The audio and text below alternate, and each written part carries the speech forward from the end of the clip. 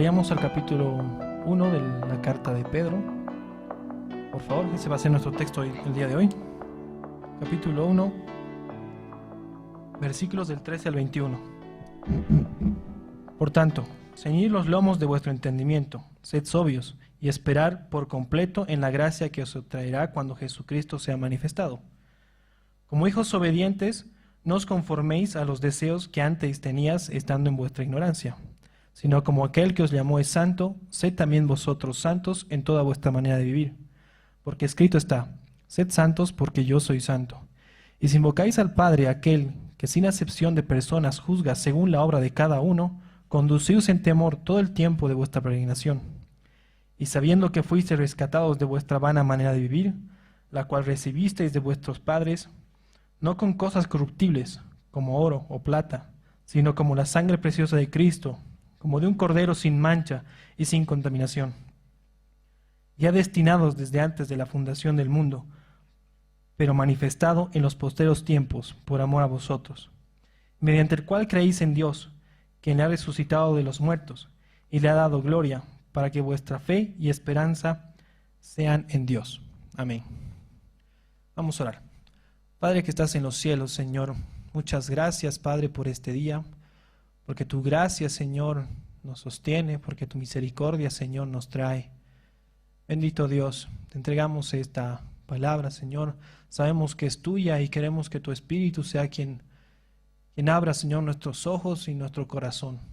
Que seas tú, Señor, usándome, Padre, para llevar tu palabra al corazón de cada creyente, Padre. Señor, te alabamos, te bendecimos. En nombre de Jesús. Amén. Mis hermanos, vamos a entrar en contexto de la carta.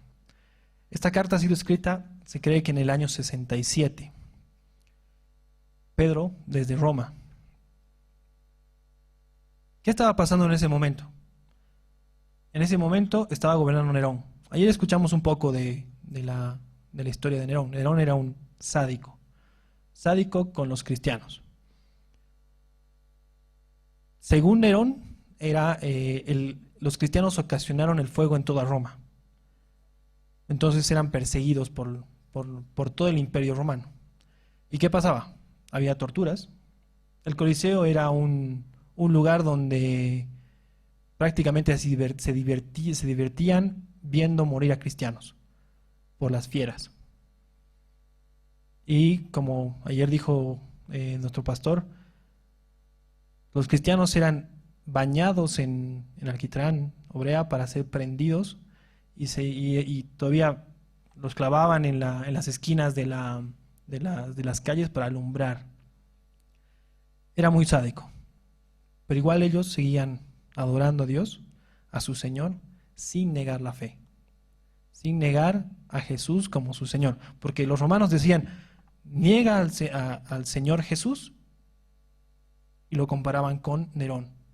Y en ese momento el César, Nerón, era como un dios para todos los romanos. Entonces era negar la fe, pero ellos no negaban su fe hasta la muerte, cualquier tipo de muerte. Entonces Pedro en esta carta está escribiendo esta carta a esos cristianos que se han dispersado por toda Asia. Lo más interesante de esta parte es que Pedro sabía cómo estaban, en miedo, en conflicto social, siendo tentados por cualquier cosa, tentados a negar la fe. Entonces, con ese pequeño contexto, vamos a entrar a exponer el texto. Pero igual permítame ponerles en un contexto más sobre el texto. En el versículo 13 nos queda una palabra que se llama por tanto. Subrayen el por tanto. El por tanto es una bisagra que conecta una idea con una conclusión. Entonces, ¿qué es lo que nos está hablando Pedro en el versículo 2 al 12? Porque el 13 está haciendo esa conexión. La idea es que podamos entender de forma básica los primeros 12 versículos y de ahí complementar con lo que estamos leyendo. Entonces, en pedagogía esto se llama los indicativos. Es lo que Dios hizo. Lo que Pedro nos está mostrando en el versículo 2 al 12 es lo que Dios hizo. Y los versículos 13 al 21 es lo que nosotros vamos a hacer. Son imperativos. Entonces, ¿qué es lo que ha hecho? ¿Qué es lo que está diciéndonos Pedro en ese momento? En los versículos del 2 al 4 nos está hablando de vivir en esperanza incorruptible y nacer de nuevo Dios nos escogió para vivir una esperanza incorruptible y nacer de nuevo por el Espíritu en Cristo. El creyente porque Dios soy creyente porque Dios me hizo creyente. Como primera parte. En la segunda, de los versículos del 5 al 7, Dios nos dice que nos va a guardar. Entonces Dios nos guarda hasta el tiempo postrero. Y en los versículos del 7 para el 12 nos muestra la interrogante que los profetas tenían. Los profetas querían ver lo que nosotros conocemos. Gracias a Dios conocemos el Nuevo Testamento. Gracias a Dios conocemos a Cristo. Y los profetas inquirieron en eso, buscaron eso para poder conocer a Cristo. Y nosotros conocemos a Cristo. Hasta los ángeles, nos dice Pedro, quieren ver la obra completa. O sea, la obra que muy pronto va a pasar, porque Dios viene, Dios está cerca. Entonces, eso es lo que nos dice. ¿Qué es lo que ha hecho Dios? Y a partir de ahora es qué nos toca a nosotros. ¿Qué tenemos que hacer nosotros? Entonces, los imperativos de Dios no son opcionales. Eso quiero que tengan en cuenta. Los imperativos de Dios no son opcionales. Entonces, veamos. Versículo 13. Por tanto, ceñid los lomos de vuestro entendimiento. Subrayen, ceñid los lomos de vuestro entendimiento. Ese es el primer imperativo que vamos a estudiar. Ceñid los lomos de vuestro entendimiento. Sed sobrios y esperad por completo en la gracia que os traerá cuando Jesucristo sea manifestado. Ceñid los lomos de vuestro entendimiento es una frase común para ese momento. ¿Qué pasaba en ese momento? En ese momento nadie se vestía como nosotros nos vestimos. Un saquito, una camisa, no, todos eran unas togas, largas hasta los tobillos. Entonces, cuando decían ceñid los lomos, querían decir ajustense, suban la toga hasta las rodillas por lo menos y amárrense para poder caminar, hacer un ejercicio, hacer algo que requiera una agilidad. Entonces, en ese momento nos está diciendo Pedro, ceñid los lomos. ¿De qué? Del entendimiento. ¿Qué quiere decir eso? ¿Cómo podemos tener Me gusta mucho la traducción de la nueva traducción viviente, de la Biblia de la nueva traducción viviente, que dice, preparen su mente para actuar. Es algo más explícito en ese momento. Preparen su mente para actuar. ¿Y cómo tenemos que estar preparados? Y se me viene a la cabeza, preparar esta parte en Filipenses 4:8, que nos dice, por lo demás, hermanos, todo lo que es verdadero, todo lo honesto, todo lo justo, todo lo puro, todo lo amable, todo lo que es de buen nombre, si hay virtud alguna, si alguno es digno de alabanza, en eso pensad. ¿Qué nos está diciendo Pablo ahí? Que en todo eso que es digno, puro, pensad. Esa es la forma en la que nosotros vamos a estar preparando nuestra mente. No nos olvidemos. En el contexto de la carta, los cristianos estaban siendo perseguidos. Podían reaccionar con alguien. Podían venir a un romano y matar a un romano. Pero Pedro les está diciendo, estén atentos en eso. Y déjenme hacer una pregunta. No es para que la respondan ahora, pero que esté en su corazón. Mis hermanos, ¿en qué sueñan? ¿En qué están soñando? ¿En cuál es su anhelo?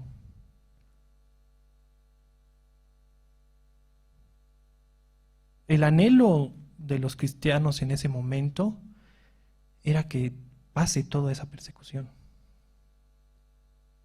pero con los ojos puestos en lo que iba a devenir. A veces nosotros soñamos con tener algo más, tal vez un auto más, o una casa más, o tener un negocio más que nos prospere un poco más y tener una buena vida holgada en este lugar. Pero nos olvidamos de lo que realmente tenemos que soñar. Y soñar en lo que viene. En lo que viene. Que viene una herencia incorruptible. Estar en la ciudadanía de Dios. No podemos vivir la vida eterna comprada por Cristo con los valores temporales de este mundo. No podemos vivirla. Si es que esos valores están presentes en nuestro corazón, en nuestra mente, ojo. Ojo. Eso nos está llevando a que actuemos como el mundo. Y aquí viene el segundo imperativo, del mismo versículo. Por tanto, ceñid los lomos de vuestro entendimiento, sed sobrios. Subrayen, sed sobrios. Esos son los imperativos de Dios, no nos olvidemos. No son opcionales. ¿Qué es sobrio? Para entender la palabra sobrio tenemos que ver lo contrario de lo que es sobrio, que es un ebrio. Un ebrio es alguien que no está en sus sentidos, no está en la cordura. Lastimosamente nuestra sociedad tiene ese problema, tiene un problema al alcohol. Entonces vemos todo eso común. Vemos gente que se está tambaleando en la calle y eso es un ebrio, que no está en sus 5 sentidos. Pero ¿qué quiere decir lo que Pedro nos quiere decir en ese momento? Y vuelvo a la Biblia Nueva Traducción Viviente, nos dice en ese versículo, sed sobrios, y la traducción es ejerciten el control propio. Pedro nos está diciendo ejerciten el control propio. En pocas palabras, tener dominio propio.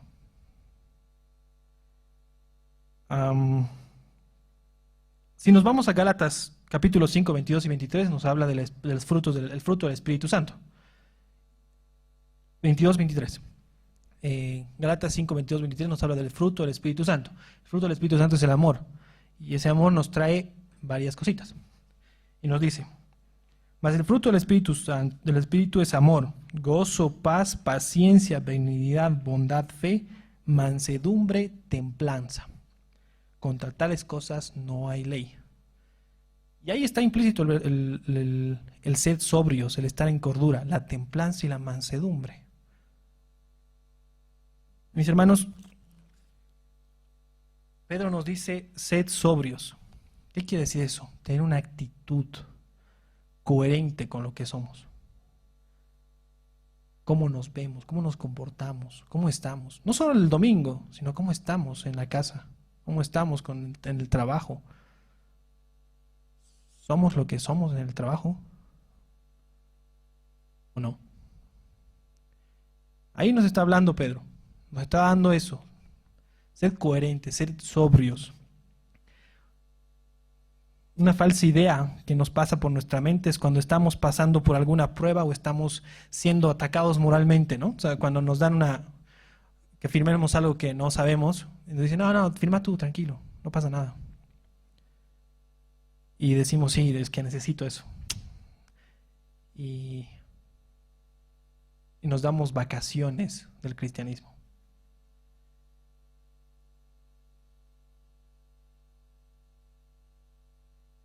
Mis hermanos, el dominio propio nos ayuda de sobremanera para caminar en la santidad. Nos ayuda. Eso es lo que tenemos que hacer. Los imperativos de Dios es lo que tenemos que hacer. Tenemos que ponernos a pensar cómo reaccionamos con las personas. Cómo reaccionamos con nuestros hermanos y con las personas que a veces ni siquiera las vamos a volver a ver. Un mesero, el taxista, el del trufi que le pone todo volumen a la música y estamos ahí como que cuchicheando contra el maestrito. No. Tenemos que tener dominio propio. Y a partir de ahí venimos con el tercer imperativo, que es esperad. En el mismo versículo tenemos 3 imperativos. Por tanto, ceñid los lomos, 1, de vuestro entendimiento. Sed sobrios, 2, y esperad. En este imperativo se superditan los otros 2. Este es el que marca a los otros 2. ¿Qué dice? Esperad por completo en la gracia que os traerá cuando Jesucristo sea manifestado. Esperad en la gracia.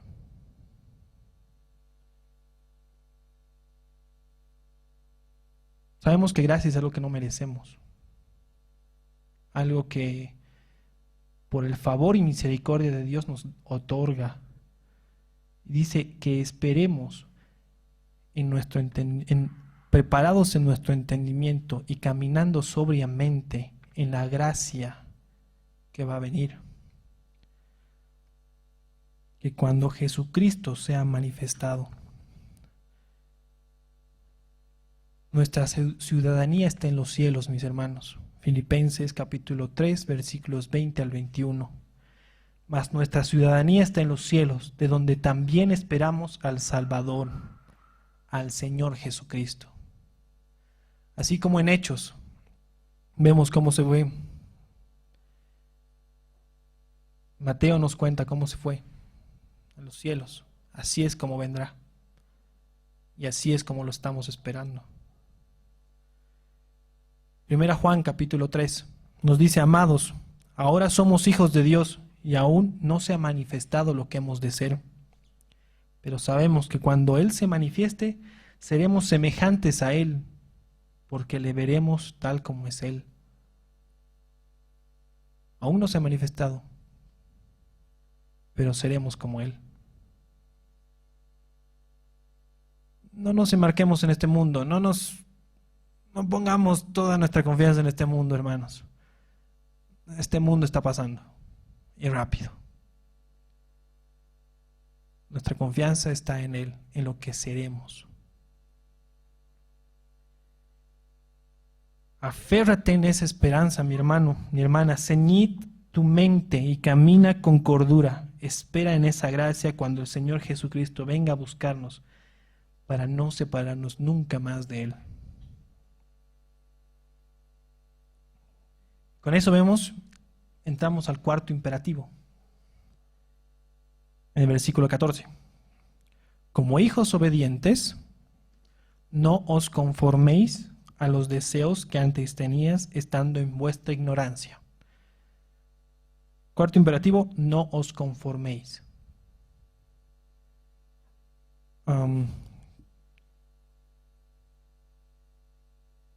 Muchos de acá nos gusta la pastelería o hacer pasteles, y lo demostramos en nuestros concursos de postres y todo eso. Quequecitos. Y cuando preparamos la masa o cuando hacemos el bizcochuelo, ponemos en un molde. Y el bizcochuelo, la torta, toma ese molde. Esta palabra, no os conforméis, viene de eso. No estén en el molde. Ese es el molde. No os conforméis, no estén en el molde de los deseos que antes teníais.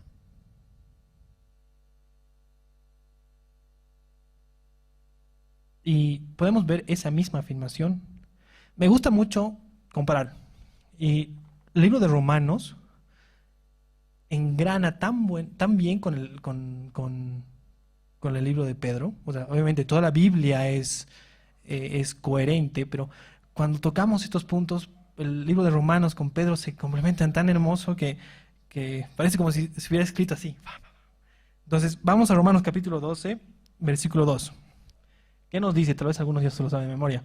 No os conforméis a este siglo, sino transformaos mediante la fe, por medio de la fe, renovación de vuestro entendimiento, para que comprobéis cuál sea la buena voluntad de Dios, agradable y perfecta.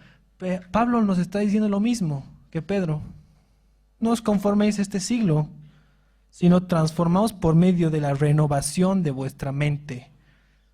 Nos está diciendo lo mismo que Pedro.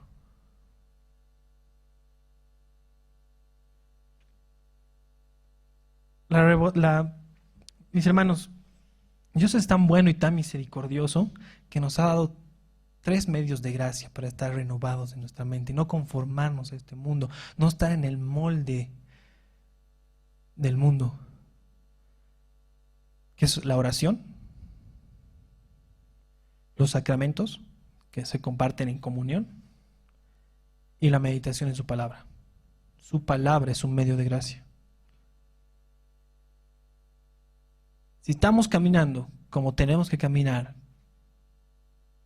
deberíamos tener en consideración esos medios: la oración, los sacramentos y la meditación en su palabra. Y tenemos que recordar entonces cuáles eran nuestros deseos antes. Y vayamos al Romanos capítulo 1, versículo 25. Ya que cambiaron la verdad de Dios por la mentira, honrando y dando culto a las criaturas antes que al Creador, el cual es bendito por los siglos. Amén. Ahí nos está diciendo dónde estábamos antes, viviendo en la mentira, viviendo en aquella mentira que habíamos nacido en eso, en esa mentira. Y esa es la condición de todos los hombres, mis hermanos. Fuera de Cristo, viviendo en los deseos de la carne, alejados de Dios, enemigos de Dios, sin su Espíritu Santo.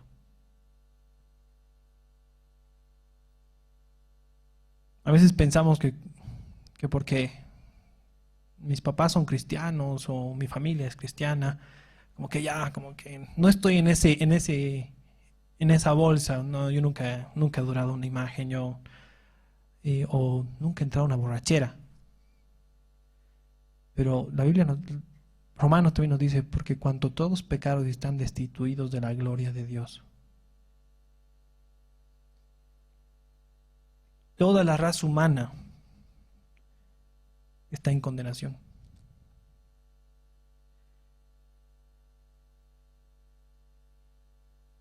El efecto de la caída en toda la raza humana nos corrompe a todos y nos llama al arrepentimiento de pecados y pone los ojos en aquel que ofreció su vida para justificarnos. Mis hermanos, el pecado en el mundo es muy atractivo para la carne, pero también es destructivo. Aún vivimos en los cuerpos caídos que van contra el Espíritu Santo, hasta que Cristo vuelva y transforme este cuerpo de pecado a uno glorificado.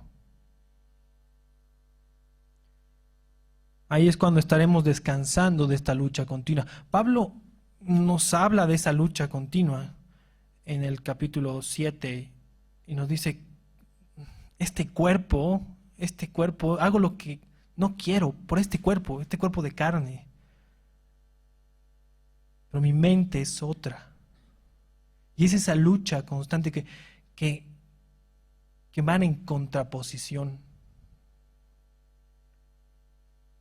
Pero el mismo Pablo nos da la solución en el capítulo 8. Gracias a Jesucristo, por su Espíritu podemos caminar en este valle. Nosotros no podemos vivir en el molde de la sociedad corrompida, con una cosmovisión caída. Cristo nos llamó a vivir una vida contracultural. Por su gracia y misericordia, Dios nos sacó de ese lugar, de ese molde, y nos separó. Y con eso vamos a entrar al quinto imperativo. El quinto imperativo está en el versículo 15. 1 Pedro, capítulo 1, versículo 15. Sino, como aquel que os llamó es santo, sed, subrayen, sed, también vosotros santos en toda vuestra manera de vivir. Porque escrito está: sed santos, porque yo soy santo. Toma nota, mis hermanos. El imperativo es sed. ¿Qué quiere decir eso? Ser. Pero más adelante nos dice en qué. En toda vuestra manera de vivir. Subrayen eso, mis hermanos. Hebreos capítulo 12, versículo 14 también nos habla de esa verdad. Y nos dice, seguid la paz con todos y la santidad, sin la cual nadie verá a Dios. O sea, mis hermanos, es tan importante hablar de la santidad porque es parte de nuestra vida. Es parte de nuestra vida. Somos eso. Dios nos compró con precio de sangre para eso, para ser santos. Por eso son los imperativos. Y para poder entender bien este pasaje, mis hermanos, tomémonos unos minutitos para reflexionar. Mis hermanos, para poder entender esto tenemos que ver y tenemos que hacernos una pregunta. ¿Cómo es que vemos a Dios? ¿Cómo lo vemos? Se nos vienen a la cabeza algunos atributos de Él. Dios es amor. Nuestra iglesia tiene ese nombre del atributo. Dios es amor. ¿Qué más? Dios es justo. ¿Alguien quiere decir algo? Dios es bueno. Misericordioso. Fuerte. Son atributos que podemos ver. Omnipotente, para complementar eso. Omnisciente. Pero mis hermanos, en ninguna parte de la Biblia vamos a encontrar Dios es amor, amor, amor. O Dios es justo, justo, justo. Vamos a encontrar Dios es santo, santo, santo. Isaías, capítulo 6, vemos eso. Cuando él estaba en el templo, veía a Dios y veía cómo los serafines cantaban, santo, santo, santo. Santo es el Señor. Y él cae rendido ante los pies y dice, ay de mí. Algunos teólogos dicen, este ay es el ay del dolor, de la muerte, del miedo de la muerte. El hebreo sabía que en ese momento nadie podía ver a Dios. Y si veían, era para morir. Y era su santidad la que estaba ahí. Entonces Isaías sabía, ay de mí. Y en el mismo relato de Isaías nos cuenta cómo las cosas inanimadas del templo temblaban por la mera presencia de Dios. Entonces, mis hermanos, esa es la figura que tenemos que tener en nuestra mente finita, un poco de lo que Dios nos revela de quién es Él. Es santo, santo, santo. Y aquel hombre que se ha enfrentado ante esa santidad ha caído. Podemos ver en Levítico 10, capítulo 10, versículo 1, cuando Nabad y Abiú ofrecen fuego extraño en el altar del Señor y caen rendidos. No es, mis hermanos, no es poca cosa la santidad de Dios. Si nosotros nos metemos a eso, vamos a encontrar a un Dios santo, santo, santo. En 2 Samuel capítulo 6 también nos habla de eso. David ha ganado la batalla y dice, ok, volvamos a traer de los filisteos el arca. Y el arca estaba en una carroza, en una carreta arrastrada por los burros, y Usa, que era sacerdote, que estaba en el linaje de los sacerdotes, él de forma, ponle inocente, ve que se va a caer y toca. ¿Qué pasa? Muere. Mis hermanos, el arca era santa. La santidad de Dios estaba presente en el arca porque Él lo ha puesto. Dios declara santo lo que Él quiere declarar santo. Y el arca era santa. Y nadie podía tocar esa arca. Y muere. La santidad de Dios fue violada. Cuando la Biblia llama a Dios santo, quiere decir que Él es separado. La palabra santo simplemente significa separado o estar por encima de. Pero Dios nos dice que Dios está separado y encima de. No puede estar presente con la creación pecaminosa. Ser santo es ser otro, ser diferente en manera especial. También vemos, hermanos, en la Biblia cómo Dios declara santo. O sea, el hebreo sabía que las cosas de Dios eran santas. La tierra santa, los vasos santos, el propiciatorio santo, el templo santo. Teníamos tierra santa, pueblo santo. Déjenme leerles esta cita de R.C. Sproul. Dice en su libro de la santidad de Dios: solo Dios es santo en sí mismo y solo Él puede santificar algo más. Solo Dios puede, con su toque, hacer lo común se convierte en algo especial, diferente y separado. Solo Él puede santificar. Él nos declara justos y nos da de su espíritu y nos santifica. Él. Dios no nos pregunta si queremos ser santos. Dios me hace santo, luego me dice compórtate como lo que eres.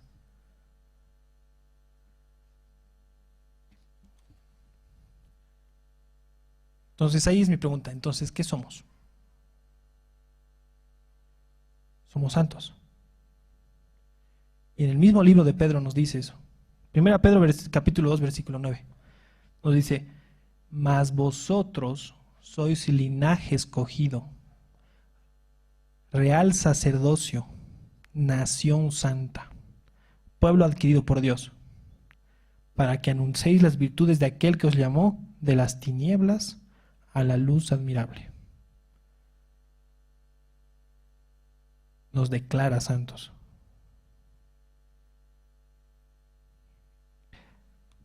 Entonces tenemos que hacer una pregunta. Okay, vamos a seguir viendo esto.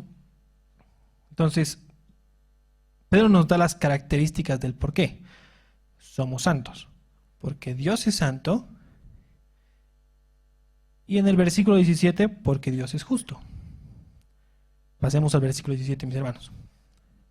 Y si invocáis por Padre a aquel que sin acepción de personas juzga, según la obra de cada uno, conducíos en temor todo el tiempo de vuestra peregrinación. Mis hermanos, ¿qué es el peregrino?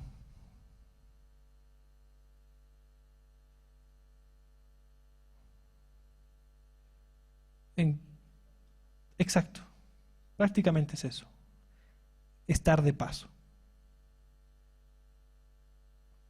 ¿Qué nos dice el versículo?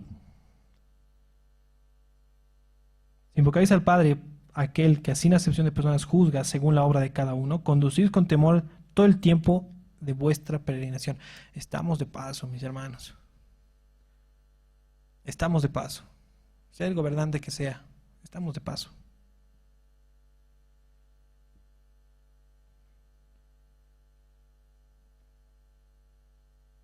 Por tanto, durante el tiempo de peregrinación camina con temor reverente a Dios, temor a las consecuencias del pecado. ¿Por qué? Porque Dios va a juzgar. Sí, el camino del creyente, por la justificación de Dios, va a ser destinada para algo. Sí, la salvación no se pierde, mis hermanos, no se pierde. Estamos en dirección a la ciudad celestial. Pero aquí está el misterio. Vamos a ser juzgados por la obra de cada quien.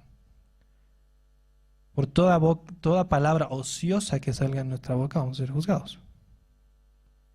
Por todo pensamiento vamos a ser juzgados.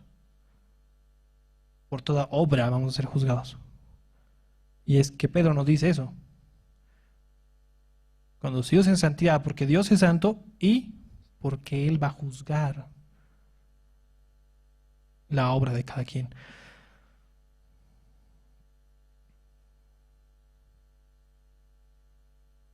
Y el temor, mis hermanos, no es un temor de miedo, es un temor de reverencia. Esa reverencia que merece el Dios creador de los cielos y la tierra, el 3 veces santo, misericordioso. El temor reverente. No el temor de que es un ogro que está sentado ahí, que no dejan. No, no, no, no, no, no, no, mis hermanos. A veces tenemos esa imagen. No. Dios es bueno, de tal manera que nos amó, aún siendo pecadores.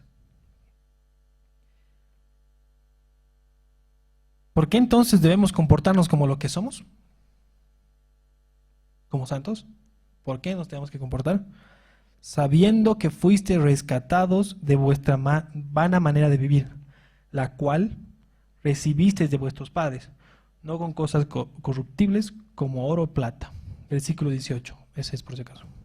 Sabiendo que fuisteis rescatados. La Nueva Traducción Viviente dice, pagó un rescate. La idea de redimir es eso. Estamos estudiando el libro de Éxodo, ¿no? Dios saca a su pueblo. Es la misma figura. Dios compra a su pueblo con precio de sangre. Y eso nosotros no lo hicimos. Dios lo hizo. Dios antes de la fundación del mundo planeó todo esto. Esto no es un plan B de Dios. Es un plan de Dios. El plan redentor de Dios.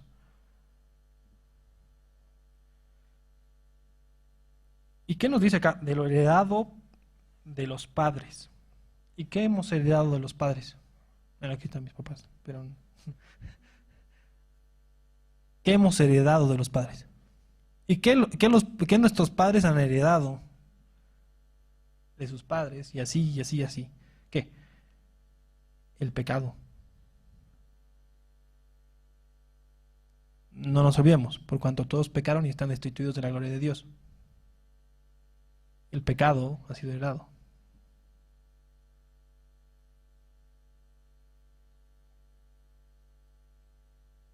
Y Dios nos rescató de eso. Esclavos en delitos y pecados, Dios compró nuestra esclavitud.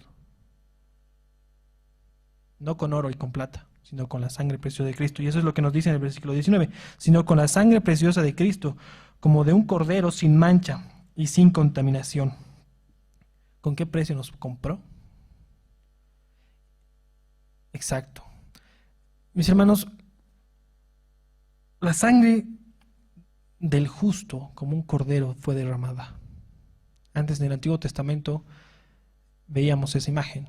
Vemos un cordero. Dios dice, tráiganme un cordero sin mancha, sin defecto alguno, para ser sacrificado como expiación de los pecados del pueblo. Y ese fue el cordero que descendió del cielo. Juan nos dice eso. He aquí el cordero que descendió del cielo, que quita el pecado. Ya estaba anunciado, mis hermanos. Este plan redentor ya estaba anunciado desde Génesis, que nos iba a redimir, pero por precio de sangre, como un cordero sin mancha y sin contaminación. Se tenía que hacer justicia, mis hermanos. Dios tenía que poner la justicia.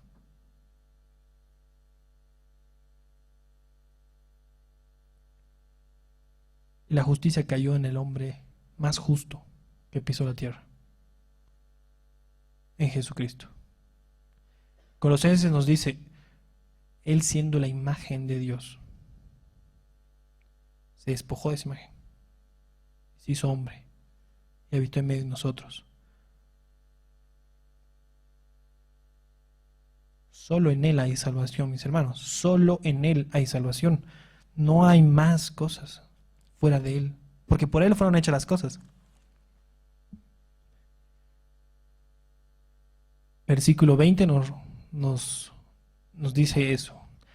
ya destinado desde antes de la fundación del mundo, pero manifestado en los posteros tiempos por amor de vosotros. Como les digo, no era un plan B. No es que, oh, ¿qué pasó? No. Cristo fue destinado para eso.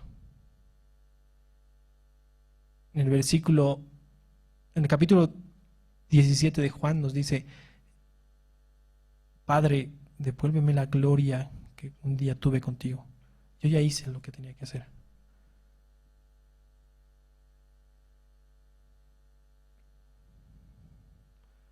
Por amor y por justicia. Cristo vino para hacer lo que nosotros no podíamos hacer.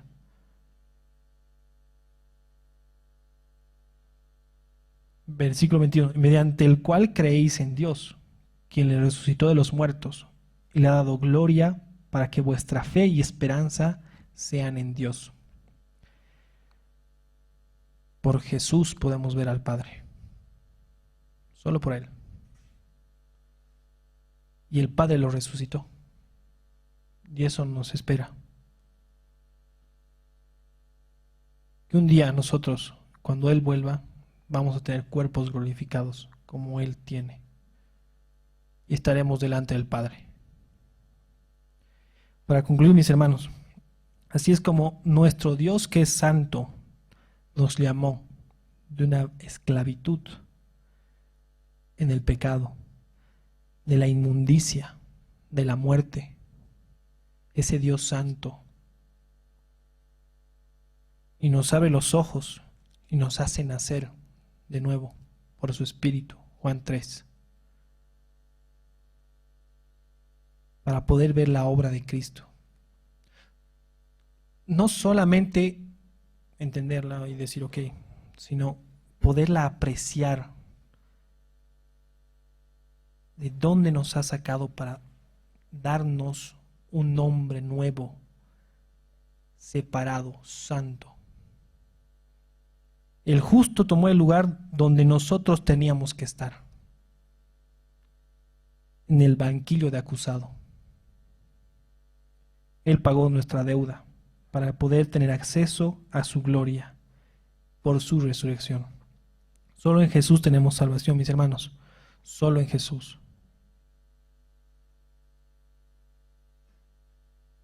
Vayamos en arrepentimiento, hermanos.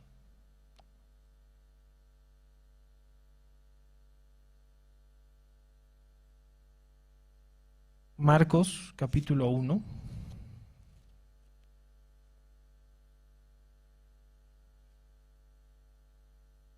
Versículo 15.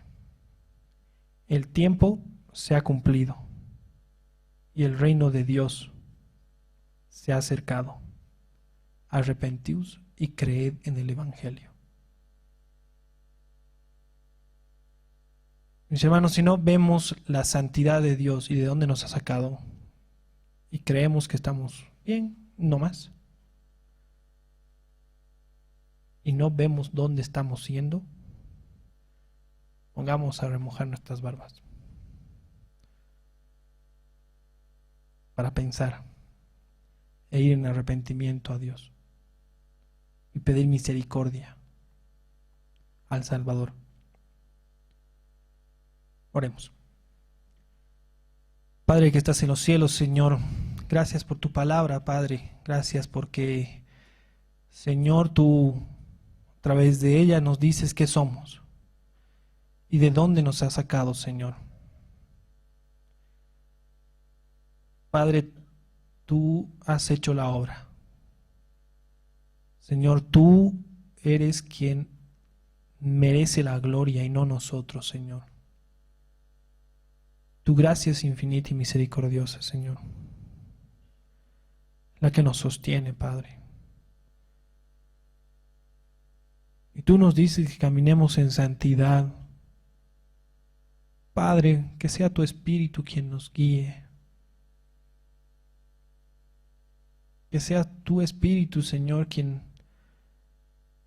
nos guíe en este valle, Señor, en este camino de peregrinación, Padre.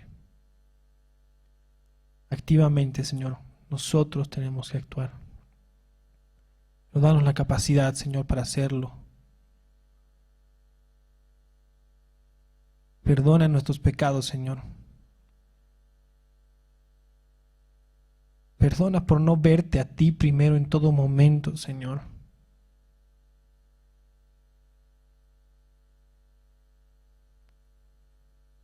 Perdona, Señor, porque nos conformamos con este mundo, sus valores, y no nos preparamos, Señor, para caminar en santidad.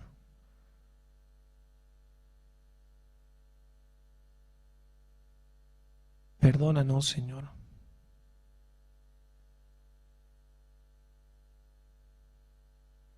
Padre, en arrepentimiento vamos a ti, Señor.